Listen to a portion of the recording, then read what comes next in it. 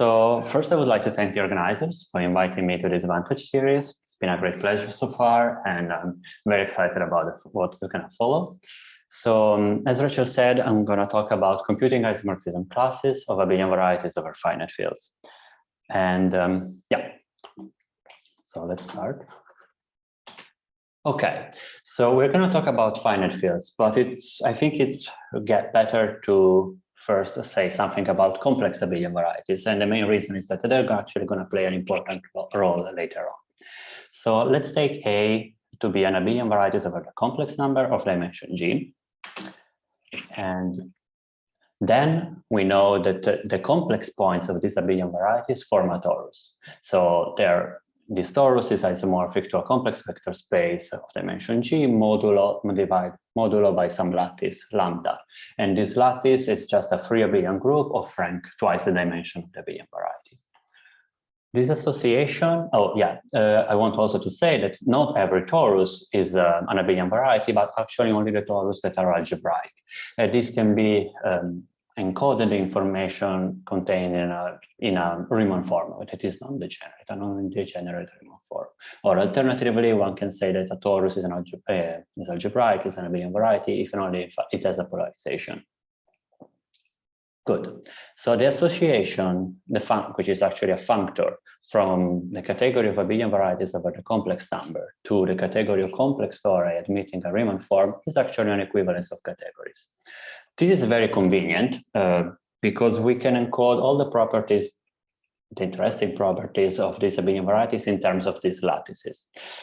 And this is actually great also for a very simple reason that it's a good way to represent an abelian variety, because abelian varieties, if you go to dimension 2 and higher, they admit equation because they're projective, but these equations are typically terrible. So I think that the general equation and the general abelian surface requires already 72 equations in 16 variables or something of this order. So using a lattice is much more efficient and much better from this point of view. Right? In characteristic P, such an equivalence, on the other hand, cannot exist. And let me stress that what I mean with such. So I really want an equivalence that represents the category of the abelian varieties in terms of a lattice which is ranked twice the dimension. So this is going to be important in the very end of the talk.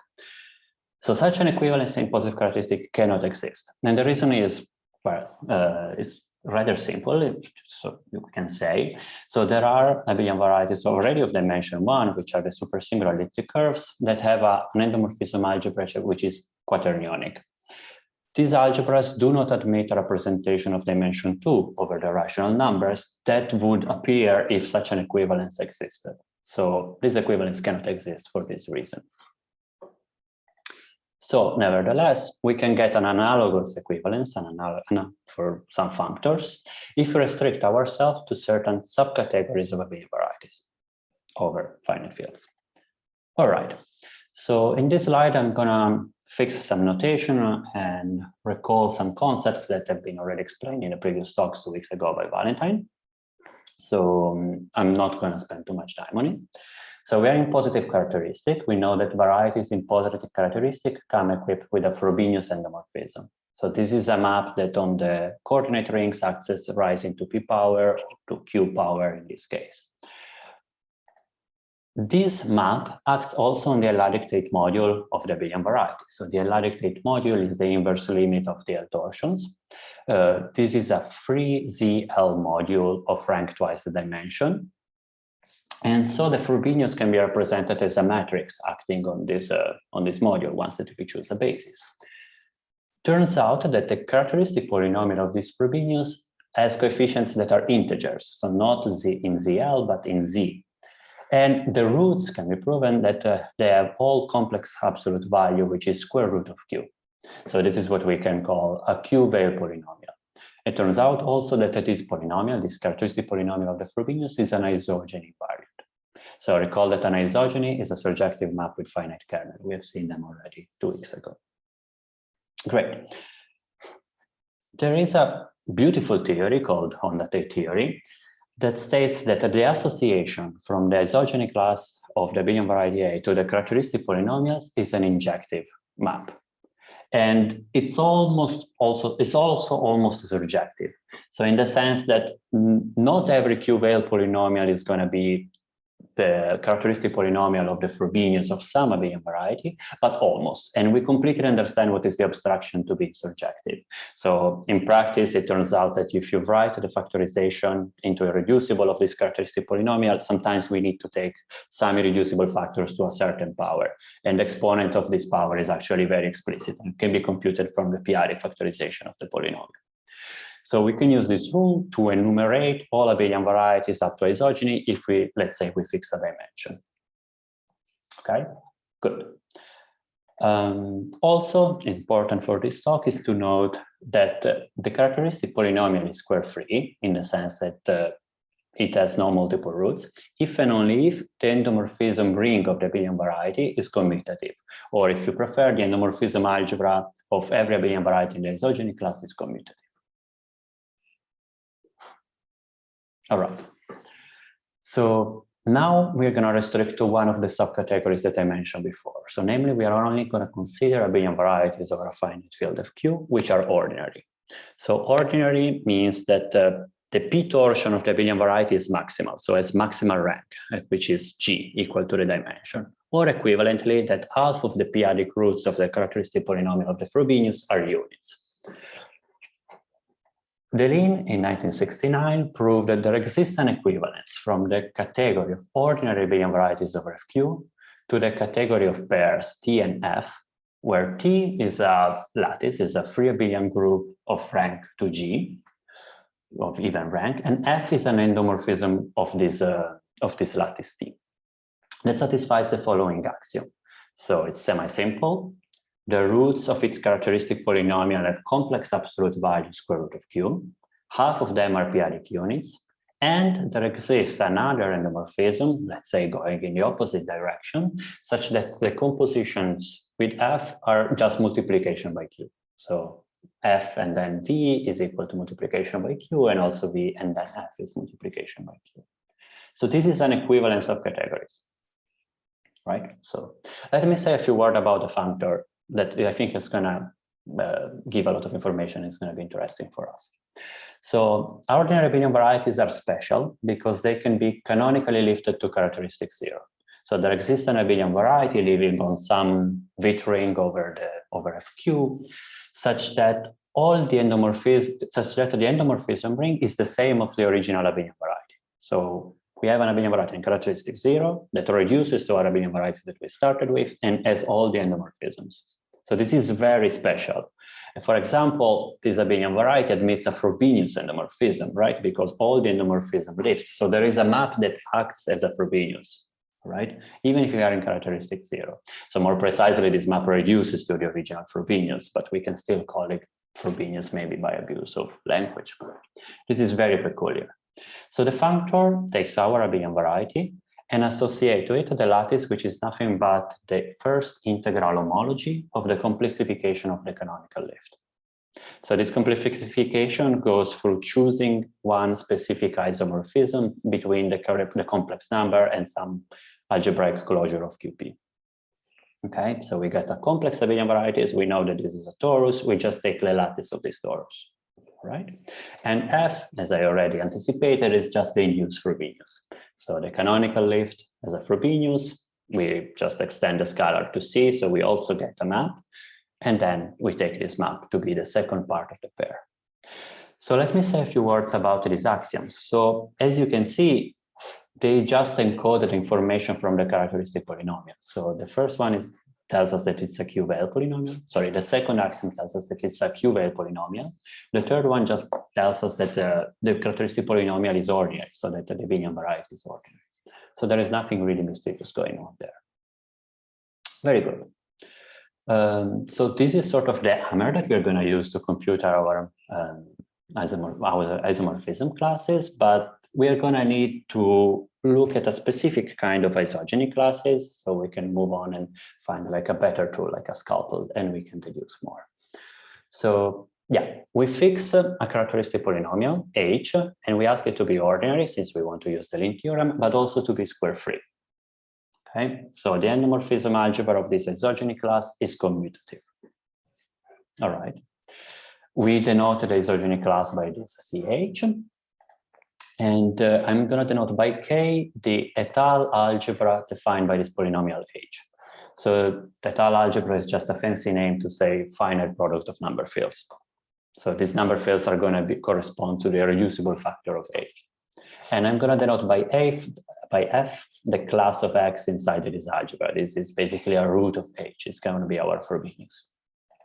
All right, I'm going to denote by V the Verschiebung. So this is Q over F.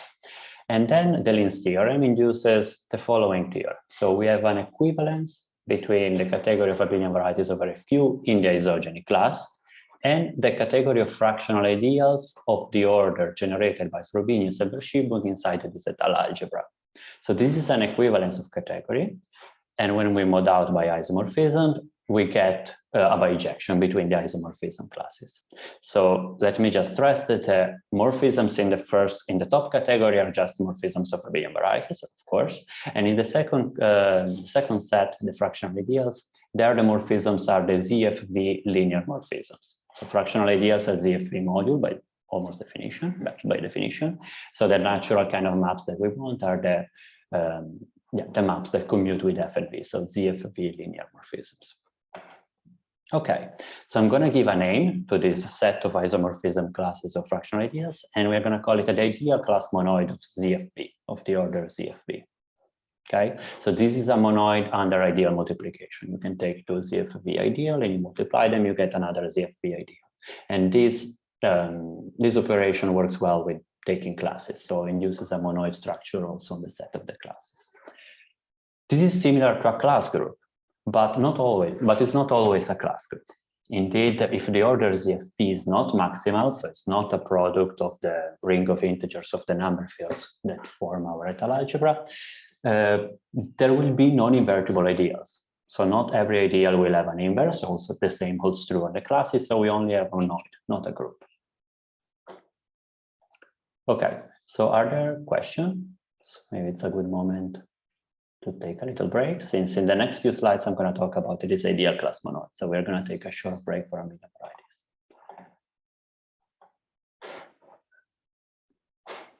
Oh, it sounds great. Okay, great. Then I'm going to continue. Thank you.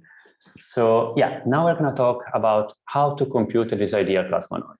So I'm going to work in slightly more generality. So I'm not going to just consider the order generated by Frobenius and Verschiebung, but I'm going to take any order in any étale algebra case, so any product of number fields. Great. So recall the two fractional ideals are isomorphic, as are modules, if and only if there exists a non-zero divisor of the algebra that sends one into the other by multiplication. Okay. And we have, almost by definition, that the ideal class monoid contains the picker group, which is the set of invertible fractional ideals modulo the same relation, modulo are linear morphisms. And we have an equality if and only if every ideal is invertible. So if and only if R is equal to the maximal order of the étale algebra. In fact, we get a little bit more. We have that ideal class monoid contains the picker group of every order between R and the maximal order. And this forms a disjoint union, since a class can only be invertible for one order, let's say. It turns out that this is usually an equality. So we have an equality if and only if R is a bus order. I'm going to talk more later about bus orders, but the definition is just that every overorder is a Gorenstein ring. This is going to appear later on. So now you can take it only just as a fun fact. We have good algorithms to compute the picker group of an order, even if it is non-maximal. So there are well-known methods to compute the picker group of the maximal order. This is just the product of the class groups. And we know that the picker group of a non-maximal order will surject onto the class group, onto this picker group of the maximal order. And the kernel is well understood. So we can explicitly compute the kernel and then patch together information to get the picker group of a non-maximal order. So here in the bus case, we are done. So we just take the disjoint union of the picker groups of all the maximal orders once we have computed them. And there is an algorithm to compute all the overorders that was invented by Hoffman and Circana, by Tommy Hoffman and Carlos Circana. Okay, but I want an algorithm that computes the ideal class monoid even when this inclusion is strict. In a way, we don't have a disjoint union of groups. Okay, so how do we do it? Well, first we localize. So we've studied a problem locally, and these results are built on the theory developed by Tate, Huskins, in 1962, so quite a while ago. They introduced the notion of weak equivalence. Two ideals are weakly equivalent if they are locally isomorphic for every prime, and localization at every prime of R. Okay, so this is a generalization of the notion of isomorphism. Of course, if two ideals are isomorphic, they're going to be weakly equivalent, but the converse is not true. This relation turns out to be very nice from a computational point of view, because we have that two ideals are weakly equivalent if and only if one, so the unity of the algebra, unity element of the algebra, is contained in the product of the colon ideals I colon j times j colon I. So computing colon ideals from the Z basis of an ideal is very easy, the product as well, and it's also very easy to check if one is inside an ideal. So this is very easy to implement in a computer, and it works very well. It's very fast. Okay. Now, let me denote by WR the set of weak equivalence classes of the order R of fractional ideals. And we can prove that every weak equivalence class admits a representative that is contained in the maximal order of the algebra and contains the conductor of the order R inside the maximal order.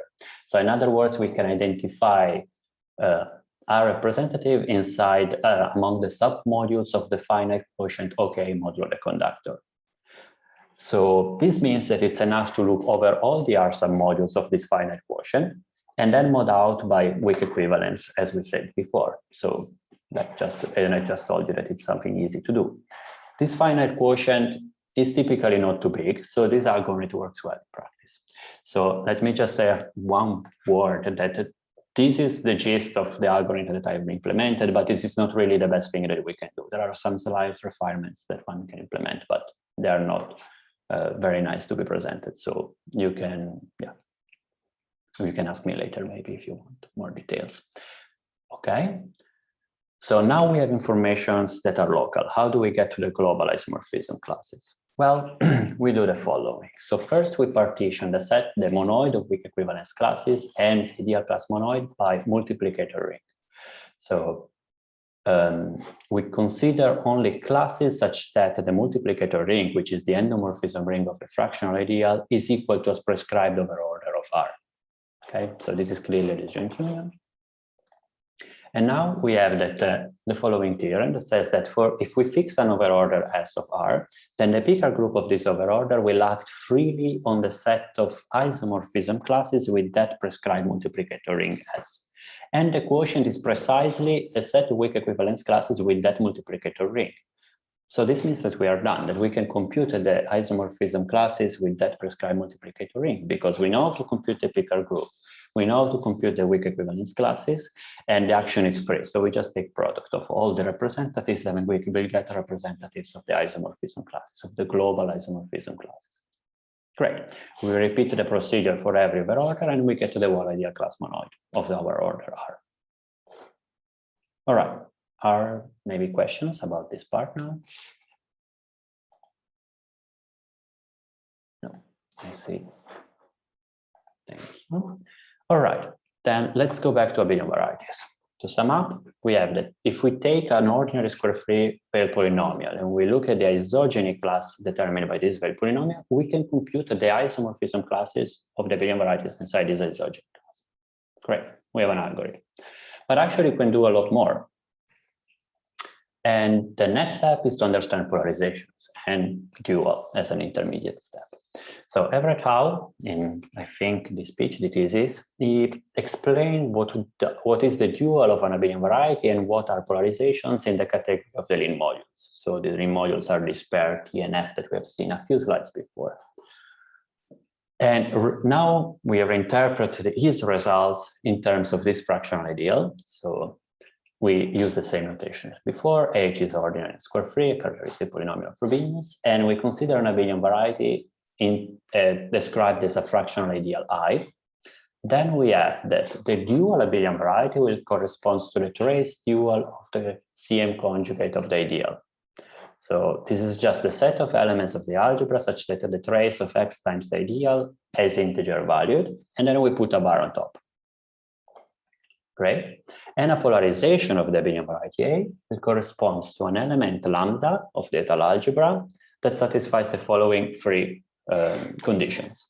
So it must sense I inside the dual. Well, that's clear, right? A polarization is by definition an isogeny from the abelian variety to its dual. So this makes sense.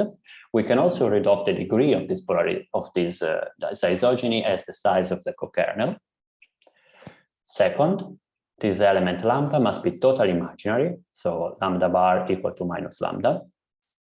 And lambda should be phi positive, where phi is a CM type of the étale algebra that satisfies the Shimura-Taniyama formula. Okay, so first of all, what is this CM type? So this CM types induces a complex structure on the canonical lift.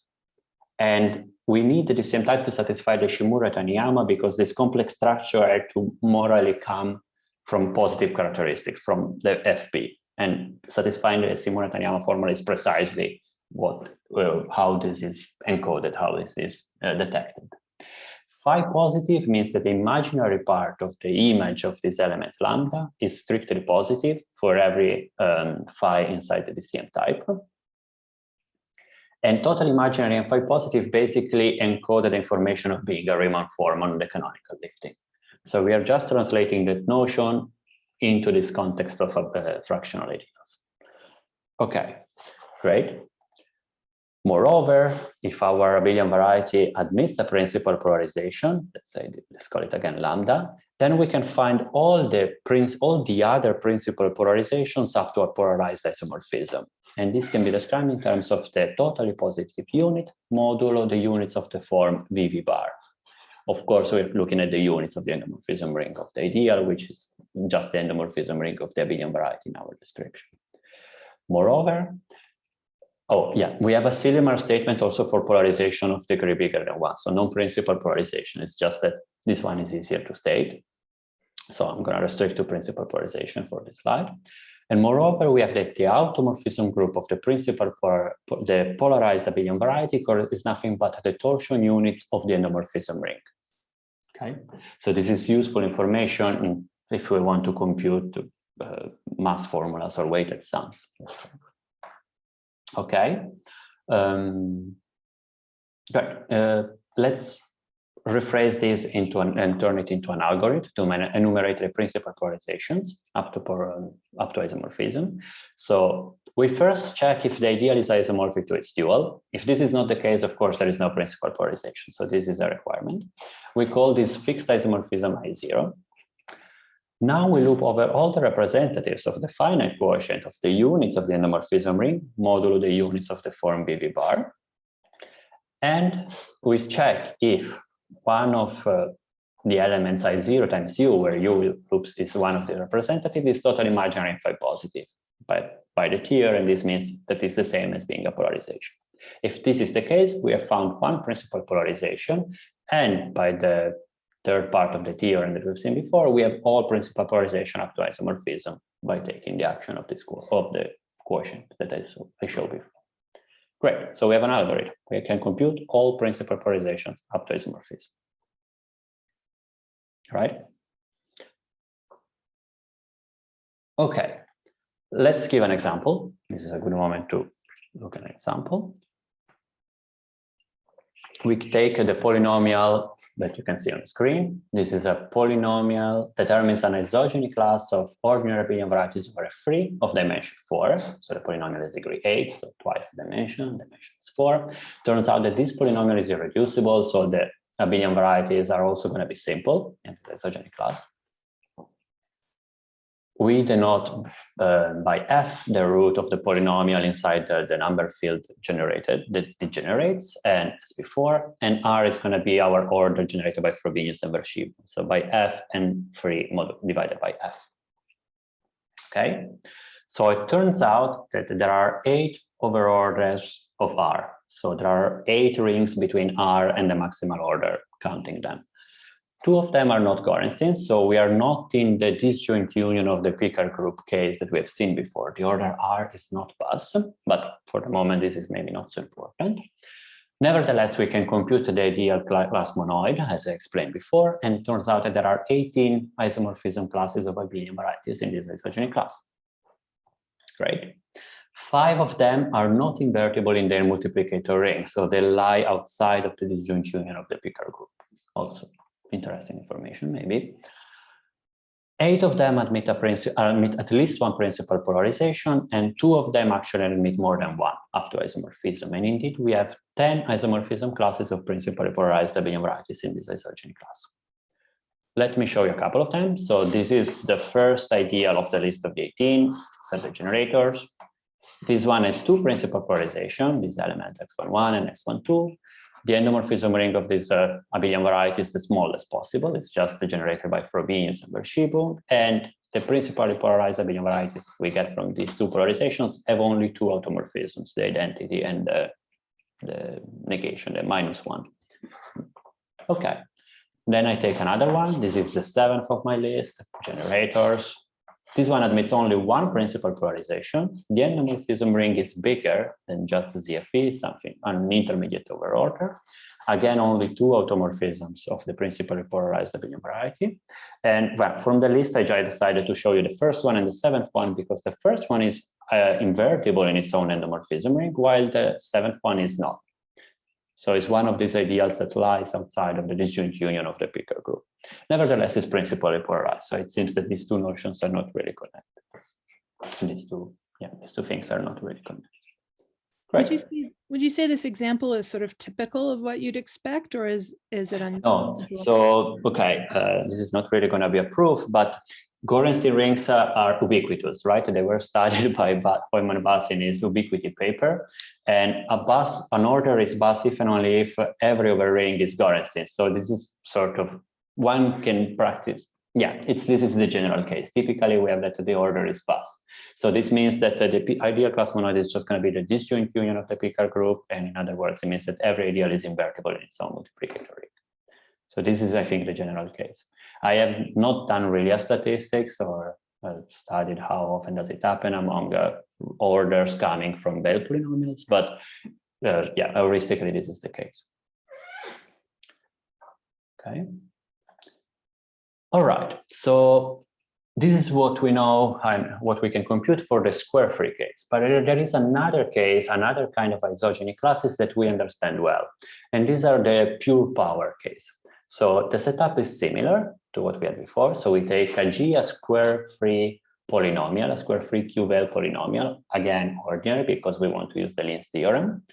And then we take a pure power of that. So we take G to the power R, and this is going to be a characteristic polynomial of another isogeny class. So namely, we have that G to the power R determines an isogeny class where every abelian variety is isogenous to B to the power R, where B is an abelian variety in the isogeny class determined by G. Okay, so pure powers. Okay, same notation as before, but now we are working in the Étale algebra generated by G. So we take the order generated. So G is going to be the minimal polynomial of the Frobenius in this case, of the Frobenius of the abelian variety A. So it generates an order in the Étale algebra generated by G. Again, we denote the root by F since we want it to be the Frobenius, and V is going to be the Verschiebung, so Q over F. Great. And under this assumption, the Linz theorem translates into the following. So we have an equivalence between the category of abelian varieties in this isogeny class, this pure power isogeny class, and the category of R modules inside Kg to the power R. So we have to take R copies of our Étale algebra, which is again an Étale algebra, of course. And then we look at modules over an order, but the order is inside Kg, not Kg to the power R. So the order is smaller. It's embedded diagonally inside this power. All right. And here we are going to require the order R to be Bus, because Bus order are special. As I said before, the definition is that all the other orders are Gorenstein, but it turns out that under this assumption, we have that the ideal class monoid is equal to the disjoint union of the Picard group, and also that every module is a direct sum of fractional R ideals. So every module M that can occur E is a direct sum of R fractional R ideals. An example of such orders are quadratic orders. So, okay, quadratic orders occurs when we look at powers of elliptic curves. So when we take a powers of an ordinary elliptic curves, we're gonna be in the bus case. So this is an example. All right, so we understand these modules in terms of direct sum. Let's be a bit more precise. So the theorem is the following. We have an equivalence between the category of a bijection between the isomorphism classes in the isogeny class CGR and the direct isomorphism classes of the direct sums of fractional ideals. Here we are really using the bus hypothesis. And we also have a classification of these direct sums. Two of them are going to be isomorphic, so are linearly isomorphic, if and only if the multiplicator ring of each component are the same and the product of all the fractional ideals are isomorphic. So this is very similar to Steinitz theory, which works when the order is maximal, but this is more general.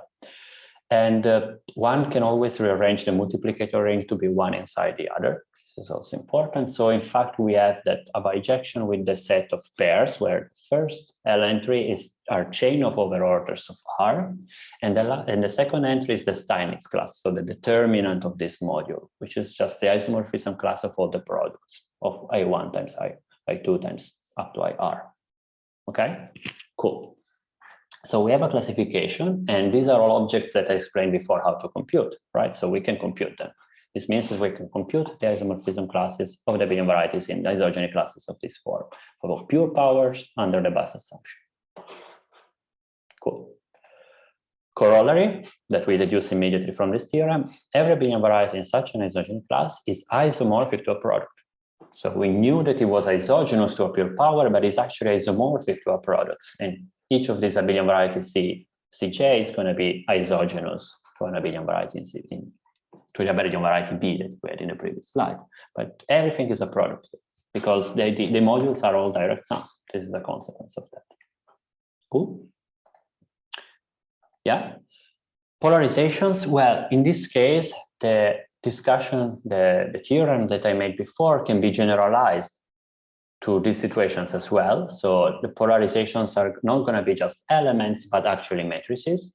And the problem is that we don't really have an algorithm now, because the algorithm that I described before was relying on the fact that, well, we were looking at 1 times 1 matrices, and 1 times 1 matrices are nice because they commute. If R is strictly positive, strictly bigger than 1, then this doesn't work anymore. So we don't really have an algorithm in general to compute the principal polarizations of abelian varieties in such an isogeny class. I said in general because for the specific case of powers of elliptic curves, we do have a method. Kirschmann, Bonritz-Thaler, and Robert actually wrote a paper that describes how to compute the polarizations for powers of elliptic curves, ordinary elliptic curves. Cool. All right, let's move on. Outside of the ordinary. So far, we only talked about ordinary abelian varieties, but this is not the only subcategory that we do understand well. Indeed, the theorem by Deligne was generalized in 2015 by Gentileschi and Stix. So if you look, I'm just going to blast you with the theorem because, well, it looks very similar to what we've seen in the Deligne case. So there is an equivalence between the category of abelian varieties, which in this case we require to be defined over the prime field Fp, and such that the characteristic polynomial doesn't have real roots. So square root of p and also minus square root of p are not roots. So one implies, if one is a root, then both are roots. And the category of pairs T and F, where, well, they're very similar to what we've seen before. So T is going to be a lattice, F is going to be the Frobenius. And the Frobenius now, the only differences are related to the fact we are working over the prime field. So instead of square root of Q here, we have square root of P. And that instead of looking at ordinary characteristic polynomial, we are looking at all the characteristic polynomial that do not have a real root. Okay, so if you think for a second, this is a much more general condition. So we are really excluding only a handful of over Fp, we are only excluding only a handful of isogeny classes. So having a real root is very rare if you look at like just the table of all the characteristic polynomials. So this is very general, but it comes with a restriction that it works only over prime fields. Okay.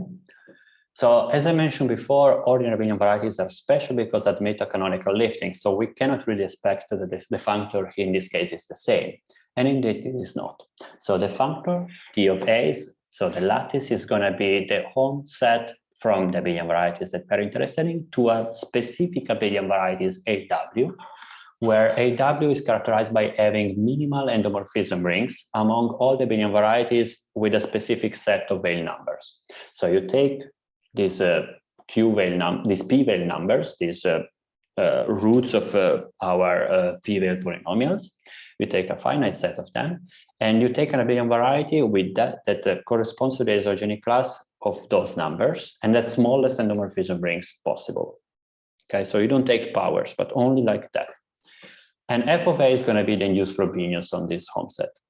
Okay, cool.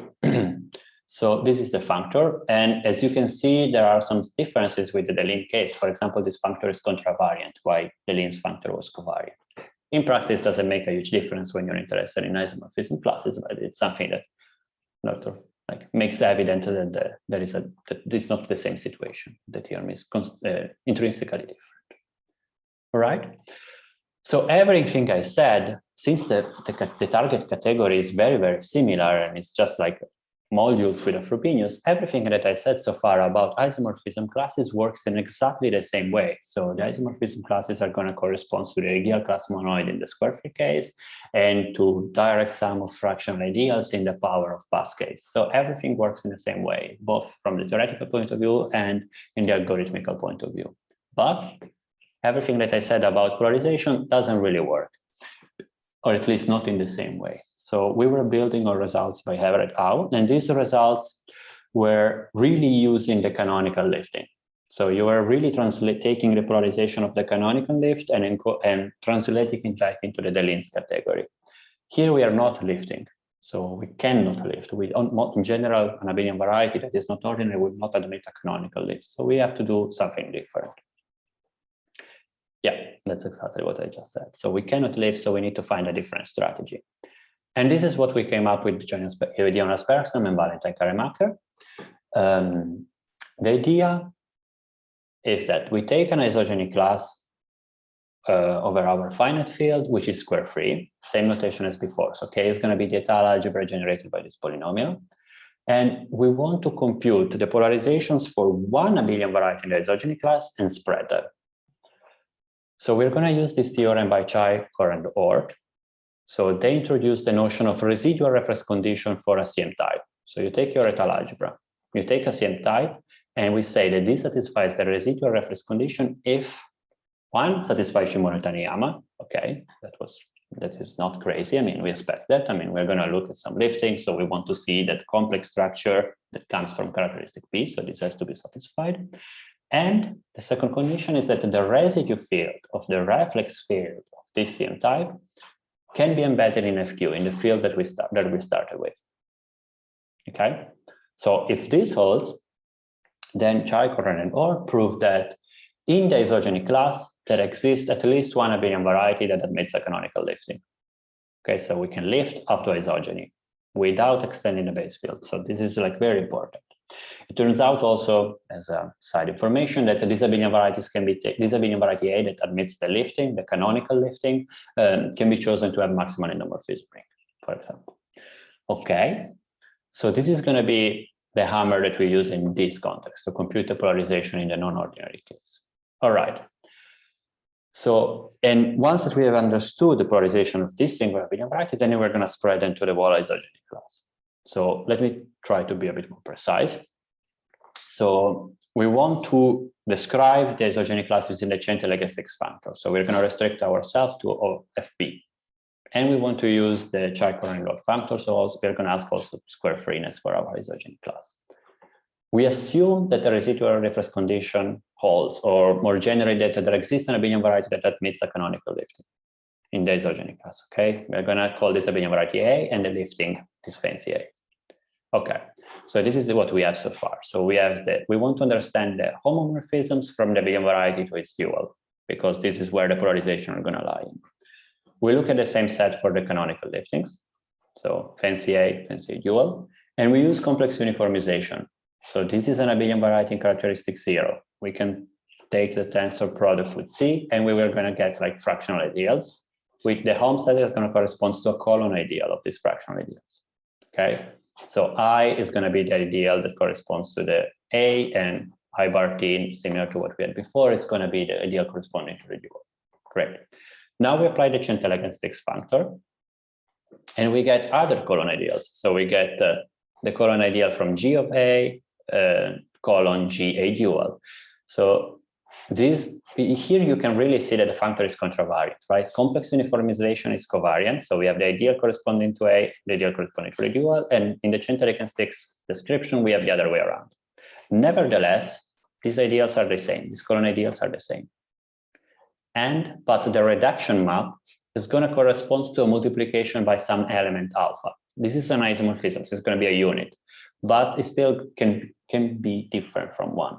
I'm going to say more about alpha in a second. But let's now spread. So here we understand the polarizations, right? Because we understand the polarization of the lifting through complex uniformization, so we can reduce them. And we get them, the polarization here. Cool. Now we pick any other abelian variety in the isogeny class, an abelian variety we cannot call B, and we fix an isogeny, F. We have an induced map from the onset, so the offset from B to B dual to the offset from A to A dual.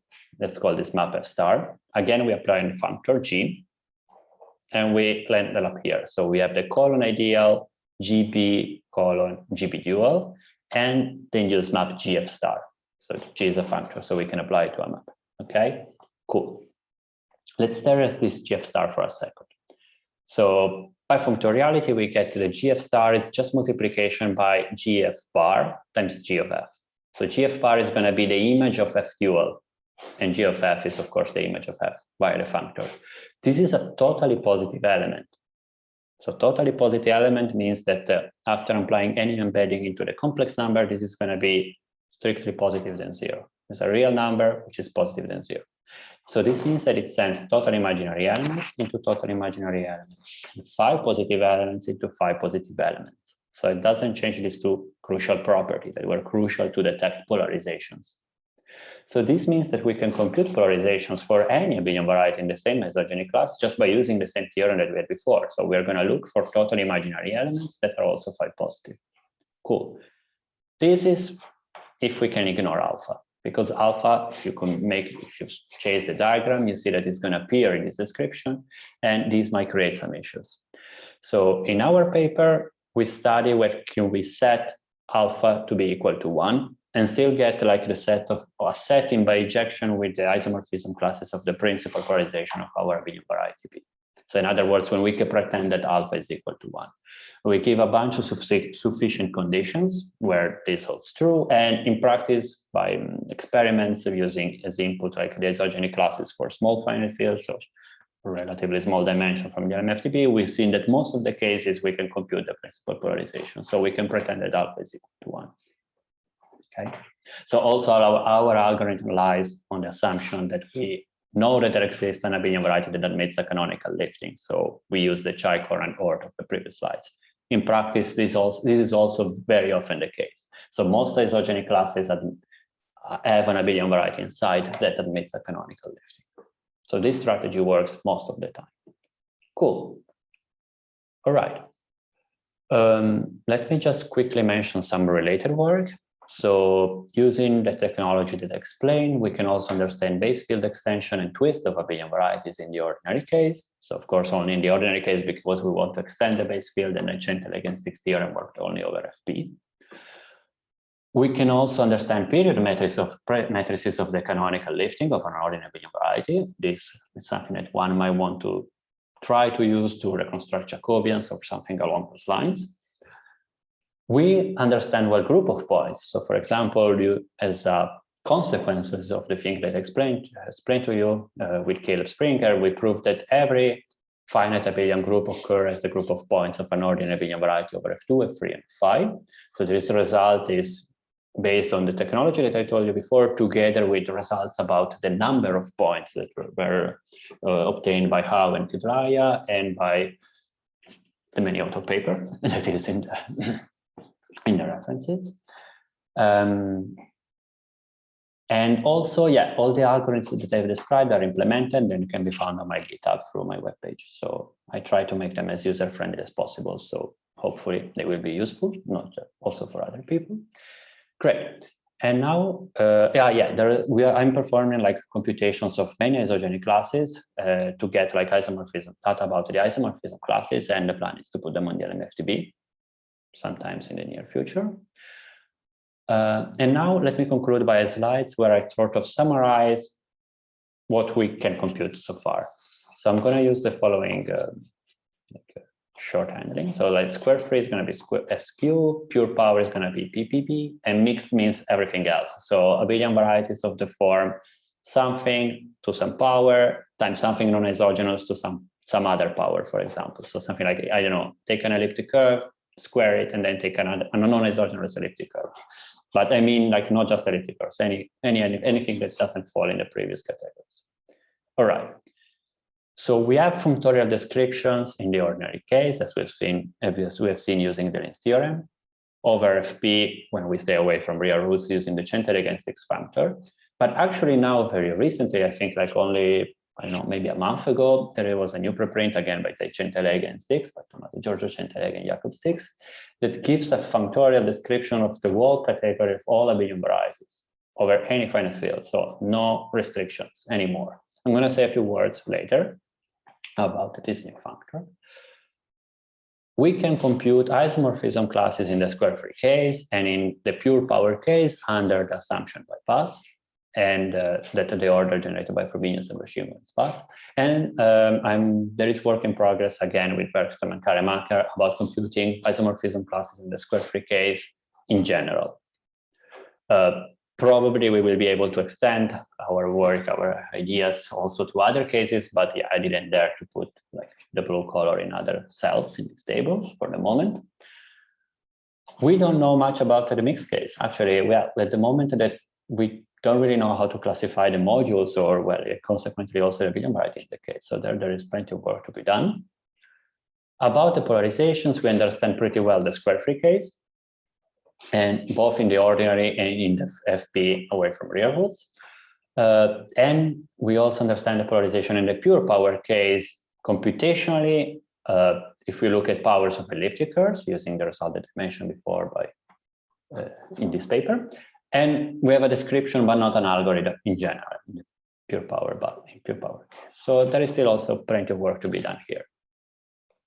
Some other comments. These functors that I mentioned in this table are not the only functor or functorial description that exists, but there is plenty of others. So there are other functors by another paper by many authors that studies isogeny classes of the form e to some power, where e is an elliptic curve. Also, almost ordinary abelian varieties are well understood. There we can do pretty much everything that we can do for ordinary abelian varieties, actually everything. And this is based on result by Oswald and Shankar, and plus a small extension that we obtained with Bergström and Karemaker. And now the last thing that I want to talk a little bit about is this other functor, again by Centel-Eigenstix, that covers all the abelian varieties. So their functor looks very similar to what they've done in the paper from 2015, so in the FP no real root case.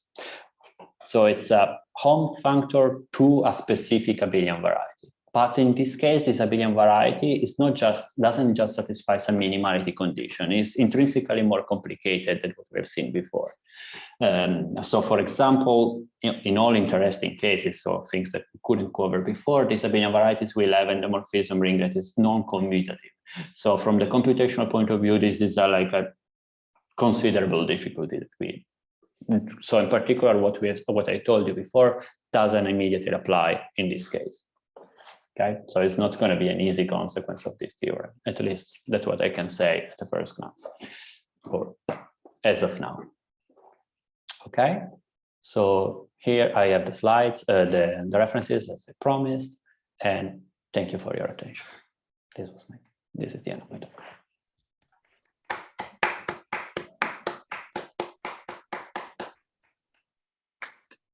Great. Well, this is a good time for questions.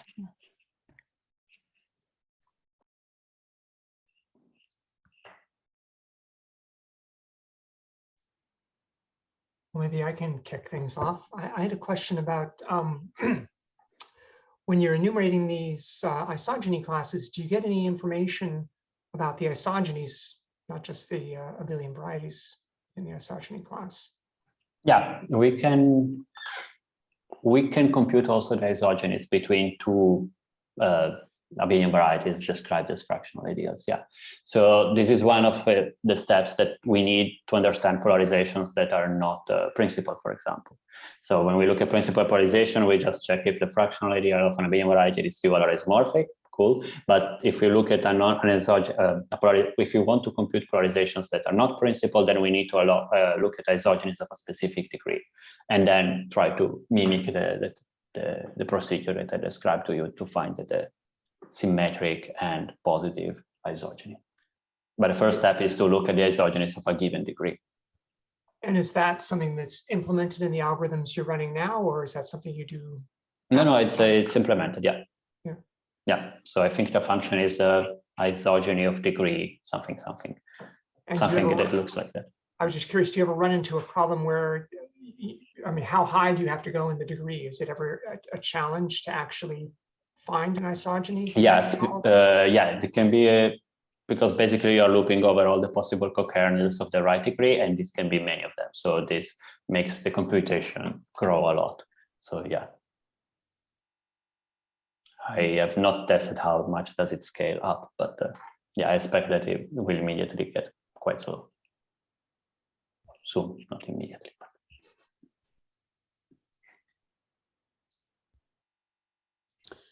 I had a couple of questions. So do you, I vaguely remember that there was some question of like choice that when you parameterize isomorphism classes and using these functors, like what are the choices involved and how canonical are they? Yeah, so there are actually many choices. So in the, I want to go back to the slide with the link. So one thing that I didn't spend too much time on, but I mentioned, is that we need to look at the complex abelian variety associated to the canonical lifting. And this comes from the choice of an isomorphism between the complex number and QP bar, like here. So when we take the complexification here, we are making this choice. And that's actually something that is going to play a role, especially when you look at the polarization. So there is one choice. And then, of course, I mean, when you look at the isomorphism classes, you're always going to represent them as, well, we pick one representative inside the whole isomorphism class. And to be honest, at the moment, I think we had some ideas, but not really a canonical one. There wasn't really an obvious choice inside the isomorphism class. There is a way to make like a deterministic choice, but it's not obvious. Yeah, that was one. But for the Centel eigenstick functor also, from a theoretical point of view, at least, there are choices. So I think I want to. Sorry, it's taking a while to find the right slide. Yeah, so here the functor was depending on the choice of this abelian variety AW, which is minimal endomorphism ring. It turns out that in the case that we are looking at, this minimal endomorphism ring is just the order generated by Frobenius and Verschiebung. This order is Gorenstein, so basically there is a Picard orbit, a Picard group orbit of such abelian varieties. And actually we exploit this choice in order to understand the polarizations, in order to make in order to understand what the dual of an abelian variety is, because otherwise we would only get like a local information, and that again depends on, they will leave this Picard group orbit ambiguity. So yeah, here there is also a choice in the functor. So if one says, okay, I'm computing abelian varieties using the Centel eigenstick functor, well, one should actually say a little bit more in order to be completely precise. The second question was more speculative. You had a bunch of question marks in the mixed. Do you have any idea of where to go there, or is this not something you're working on at the moment? So I'm working on this blue one, yes. Mm-hmm. And well, I always keep my mind a little bit on thinking on this mixed case, because I think that should not be incredibly hard, at least maybe computing, for example, the isomorphism classes. The polarization might be a little bit more complicated because there we're really looking at matrices, and the same problem that we incurred like in the pure power case, they were going to appear there as well, I think. But for the isomorphism classes, maybe under the assumption that the order is sparse, there something should be possible to me. yeah, shouldn't be incredibly hard, I think. But yeah, this is a little bit speculative answer to a speculative question. Thanks. You're welcome.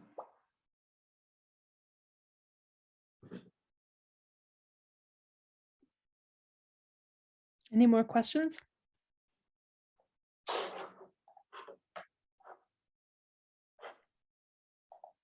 Wonderful. Let's thank Stefano again.